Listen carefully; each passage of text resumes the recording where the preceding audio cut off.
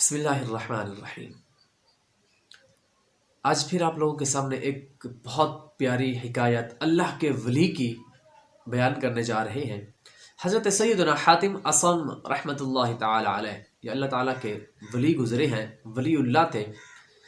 تو ان کو ایک مالدار شخص نے باصرار کھانے کی دعوت دی کہ حضور آپ ہمارے ہاں کھانے پر تشریف لائے، ہماری دعوت ہے تو اس پر آپ تشریف لائے۔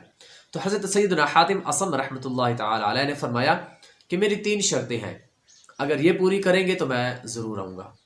تو پوچھنے پر فرمایا کہ میری پہلی شرط یہ ہے کہ میں جہاں چاہوں گا بیٹھوں گا، دوسری جو چاہوں گا کھاؤں گا، اور تیسری جو کہوں گا وہ کرنا پڑے گا۔ تو ولی اللہ کی زیارت کے لیے بہت سارے لوگ جو ہیں اس مالدار شخص کے پاس تشریف لے کر آئے کہ اللہ کے ولی ہیں، تو ان کی زیارت کے لیے کافی لوگ جمع ہو گئے۔ تو وقت مقررہ پر حضرت سیدنا حاتم اصم رحمۃ اللہ تعالی علیہ بھی تشریف لے گئے۔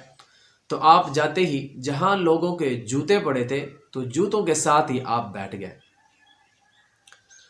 تو دوسری شرط کہ جو چاہوں گا کھاؤں گا، تو حضرت سیدنا حاتم اصم رحمۃ اللہ تعالی علیہ نے اپنی جھولی میں ہاتھ ڈالا اور سوکھی روٹی نکال کر کھانا شروع کر دیا۔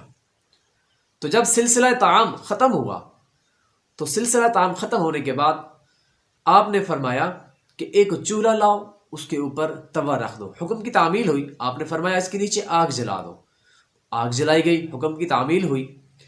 تو جب توا جو ہے فل گرم ہو گیا، سرخ انگارہ بن گیا، تو حضرت سیدنا حاتم اصم رحمۃ اللہ تعالی علیہ ننگے پاؤں اس توے پر کھڑے ہو گئے اور فرمایا میں نے آج کے کھانے میں سوکھی روٹی کھائی ہے۔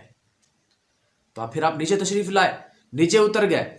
تو آپ نے فرمایا کہ اب آپ لوگ سب باری باری اپنے کھانے کا حساب دیجئے، آپ نے ابھی جو جو کھایا ہے اس کا حساب دیجئے۔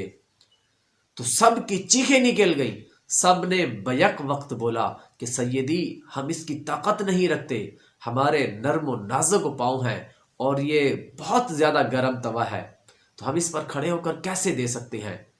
تو حضرت سیدنا حاتم اصم رحمۃ اللہ تعالی علیہ نے فرمایا کہ گرم توے پر کھڑے ہو کر آپ لوگ صرف ایک وقت کے کھانے کی نعمت جو ہے اس کا حساب نہیں دے سکتے، تو کل بروز قیامت آپ حضرات زندگی بھر کی نعمتوں کا حساب کس طرح دیں گے۔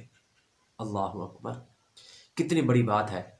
ہمیں سمجھانے کے لیے حضرت سیدنا حاتم اصم رحمۃ اللہ تعالی علیہ نے کتنی پیاری بات کہی ہے، اور پھر آپ نے یہ آیت جو ہے وہ تلاوت فرمائی، ثم لتسألن یومئذ عن النعیم، کہ فرمایا ترجمہ کنز ایمان کہ پھر بے شک ضرور اس دن تم سے نعمتوں کے بارے میں سوال کیا جائے گا۔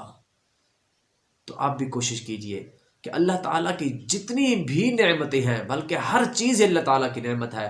اللہ تعالیٰ نے قرآن کریم کے اندر خود بھی ارشاد فرمایا وَإِن تَعُدُّوا نِعْمَةَ اللَّهِ لَا تُحْصُوهَا، کہ اگر تم اللہ تعالیٰ کی نعمتوں کو شمار کرنا چاہو تو بھی نہیں کر سکتے۔ تو اللہ تعالیٰ کی نعمتوں کا شکر ادا کرنا چاہیے۔ 2 رکعت نماز نوافل ادا کریں، شکرانے کے طور پر ادا کریں۔ اللہ پاک ہم سب کو عمل کرنے کی توفیق عطا فرمائے۔ اللہ پاک ہم سب کو 5 گانا با جماعت نماز ادا کرنے کی توفیق